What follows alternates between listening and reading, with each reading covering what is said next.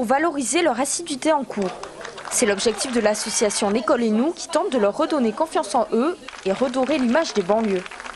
Car le sentiment d'infériorité est une des causes de l'échec scolaire et de la fracture sociale selon ce sociologue. Ils sont quand même dans une grande colère et un grand sentiment d'abandon, d'injustice et d'abandon, voire pour certains d'entre eux dans un grand sentiment de révolte et dans un grand sentiment d'être victime de discrimination.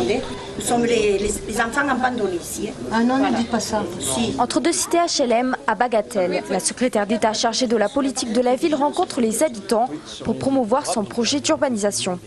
Quand vous avez des partenaires entiers, l'État qui est présent très fortement, qui s'engage avec 12 milliards d'euros quand même pour cette rénovation urbaine pour plus de 500 quartiers, ça veut dire que là on est en train de transformer en profondeur les quartiers. On a plusieurs promotions de jeunes des cités qui vont à l'ENA, HEC et qui sont devenus l'élite des quartiers populaires.